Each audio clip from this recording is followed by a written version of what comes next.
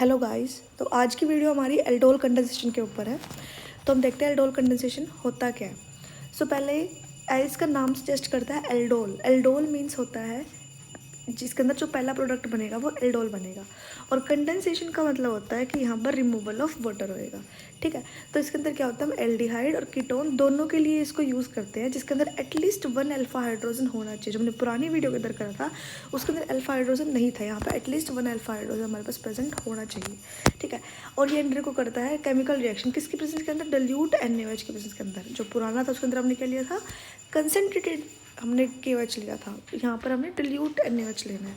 तो ये aldol condensation के पहचानने का तरीका है कि इसके अंदर अल्फा हाइड्रोजन मिलेगा और इसके अंदर क्या मिलेगा, डाइल्यूट NaOH होएगा। ठीक है, प्रोडक्ट क्या क्या बनाएगा, अब ये एल्डोल बनाएगा। एल्डोल का मतलब बीटा हाइड्रोक्सी कीटोन एल्डिहाइड बनाएगा, और कीटोल का मतलब बीटा हाइड्रोक्सी कीटोन बनाएगा। ठीक है, अब ये ना बेसिकली दो प्रकार का होता है। पहला क्या, सेल्फ एल्डोल कंडेंसेशन, दूसरा होता है क्रॉस एल्डोल कंडेंसेशन। तो पहले हम पढ़ते हैं सेल्फ एल्डोल कंडेंसेशन, फिर हम पढ़ेंगे क्रॉस एल्डोल कंडेंसेशन, और फिर हम देखेंगे इनकी ट्रिक, शॉर्ट ट्रिक।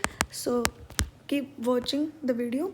उसके बाद हमारे पास क्या आ गया, जैसे हमारे पास पहला केमिकल रिएक्शन का एग्जांपल हमारे पास क्या, हमने एस्टर एल्डिहाइड ले लिया। ठीक है, अब इसके अंदर क्या होता है, अल्फा हाइड्रोजन क्या होता है। सबसे पहले तो ये देखो आप, जो भी ये वाला ग्रुप होता है कार्बन और ऑक्सीजन का ग्रुप, ठीक है, ये कार्बोनिल ग्रुप बोलते हैं इसको। इसके जो नेक्स्ट वाली कार्बन होती है, ये वाली कार्बन, इसका जो हाइड्रोजन होता है ना, इसको हम बोलते हैं अल्फा हाइड्रोजन। और इससे जो नेक्स्ट होता है उसको हम बोलते हैं बीटा हाइड्रोजन। तो इसमें बीटा हाइड्रोजन तो नहीं है, इसमें अल्फा हाइड्रोजन है। तो हमें अल्फा हाइड्रोजन तो मिल गया भाई।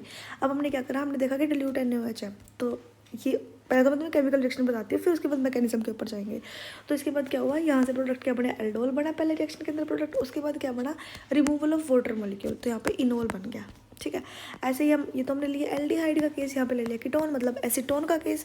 तो कार्बोनिल के अगले वाले कार्बन के ऊपर जो कार्बन है उसके ऊपर जो हाइड्रोजन है उसको हम क्या बोलते हैं, अल्फा हाइड्रोजन।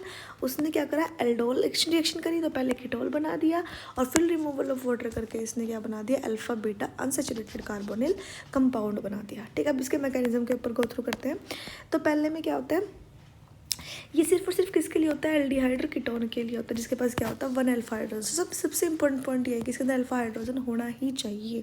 ठीक है, तो मैकेनिज्म देखो सिंपल है बिल्कुल। जैसे हमने एस्टर एल्डिहाइड लिया, इसका ये वाला अल्फा हाइड्रोजन है, इसको बाहर निकाल दिया पहले।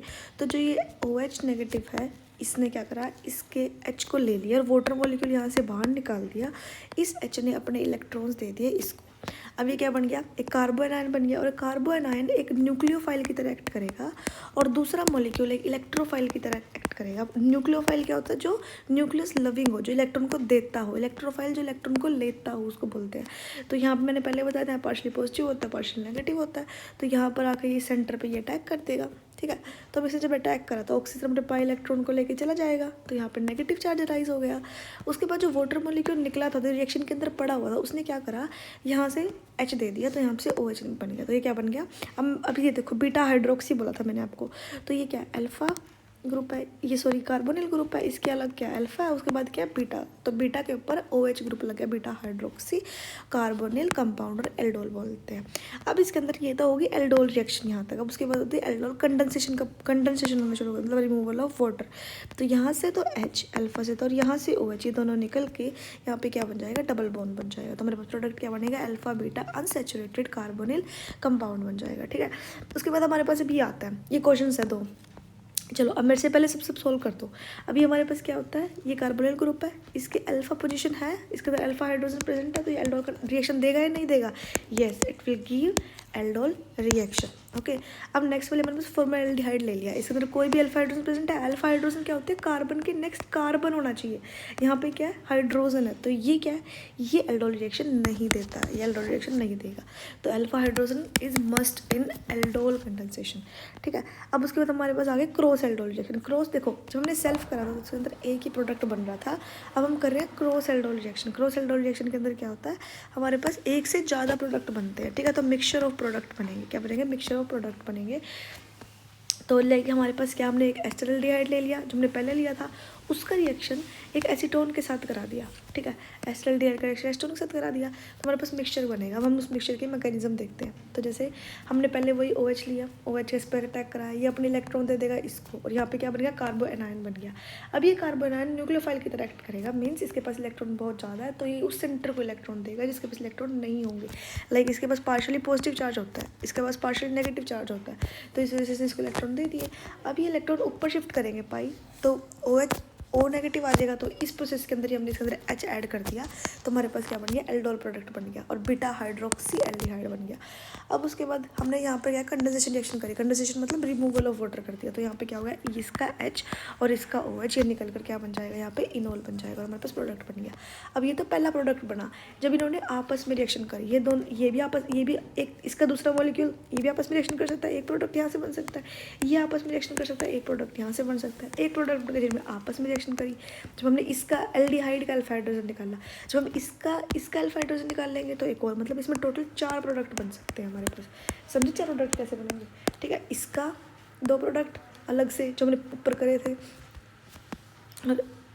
सॉरी इसका एक प्रोडक्ट जो हमने ऊपर करा था, और इसका एक प्रोडक्ट जो हमने ऊपर करा था, और इन दोनों को मिला के जब हमने इसका अल्फा हाइड्रोजन यूज़ करा तो एक प्रोडक्ट, और जब हमने इसका अल्फा हाइड्रोजन यूज़ करा तो हमारे पास क्या बन गया, एक प्रोडक्ट। टोटल कितने प्रोडक्ट बन गए हमारे पास, 4 प्रोडक्ट बन जाएंगे हमारे पास, ठीक है। तो 4 प्रोडक्ट हमें देखने हैं।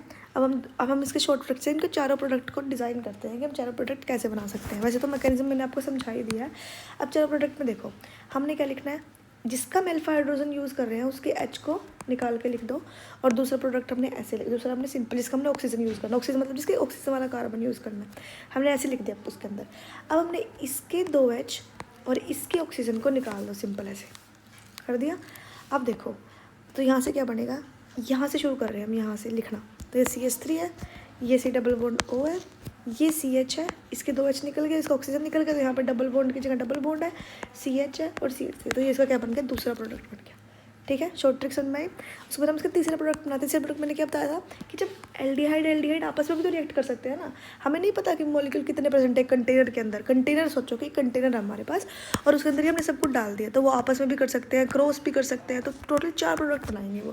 तो इसके अंदर क्या होगा, जैसे मान लो अब ये वाला आ गया, तो इन्होंने सेल्फ कर लिया, तो हमने एक का अल्फा हाइड्रोजन यूज़ करा और एक ऑक्सीजन यूज़ करा, और वही सेम टू सेम यहाँ से शुरू करते हैं, CHO CH डबल बॉन्ड की जगह डबल बॉन्ड CH CH3, ठीक है।